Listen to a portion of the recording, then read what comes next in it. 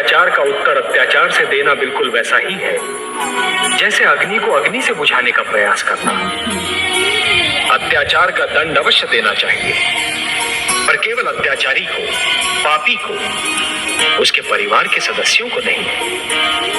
और ऐसे सदस्य को तो कदापि नहीं जिसने अभी जन्म ही न लिया हो, जिसे अपने पिता के पाप का ज्ञान ही न हो। हे कमल नयन, मेरी समझ में नहीं आ रहा कि मैं क्या करूं। एक और कयाधु की कोख में पलते बालक को लेकर मैं चिंतित हूँ, तो दूसरी ओर निर्दोष मानवों पर हो रहे अत्याचार को देखकर मैं व्याकुल हूँ। मैं आपका दुख समझता हूँ महादेवी। यदि ऐसी स्थिति बन जाए कि दो परस्पर विरोधी गुटों की लड़ाई में दोनों ही पक्षों के केवल निर्दोष और असहाय तत्व ही अत्याचार और आतंक के लक्ष्य बन जाएं, तो हर उदार मन तड़प उठता है। हे महादेवी, जिस प्रकार दीपक जिस अंधकार को मिटाता है, वो अंधकार उसी के नीचे जा छुपता है। उसी प्रकार कभी कभी सत्य को असत्य के नीचे और पुण्य को पाप के नीचे ही शरण मिलती है। एक पापी सत्य को संसार से मिटाने की धुन में ये भूल जाता है कि सत्य तो वहां भी पल सकता है जहां कभी उसने सोचा ही न था। महादेवी, मैं समस्त संसार को ये बताना चाहता हूं कि कोई भी व्यक्ति जन्म से सुर या असुर नहीं होता। उसे सुर या असुर बनाते हैं उसके कर्म, उसका चरित्र और उसकी प्रवृत्ति।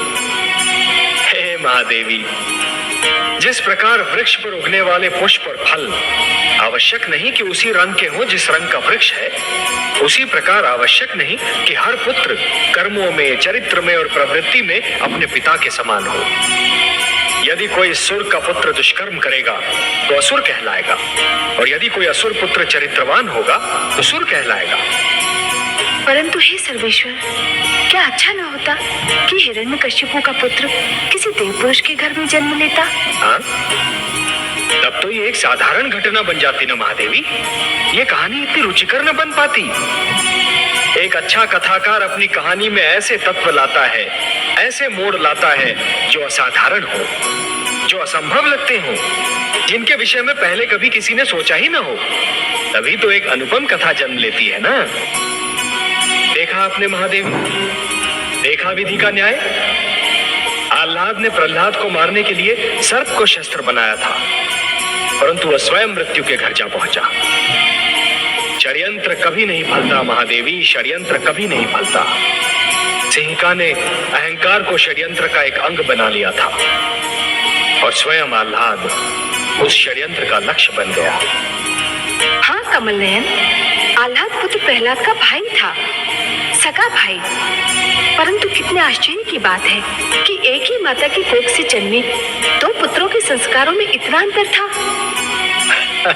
महादेवी, एक ही डाली पर खिले दो पुष्पों में से एक को स्थान मिलता है देवता के चरणों में, तो दूसरे को अर्थी पर। एक ही मेघ की गोद से निकली दो बूंदें एक मोती बन जाती है, तो दूसरी अंगारे पर गिरकर भस्म हो जाती है।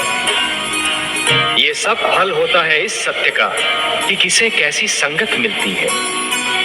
प्रहलाद को देवर्षि नारद की संगत मिली तो वो कुंदन बन गया, और आह्लाद को सिंहिका और विप्रचित्ति की संगत मिली तो वो धूल में मिल गया। आप सत्य कहते हैं सर्वेश्वर। संतान का चरित्र निर्माण बाल्यावस्था में ही होता है। बाल्यावस्था में जो भी विचार मन में बो दिए जाते हैं, वो विचार जीवन भर मन से नहीं निकलते।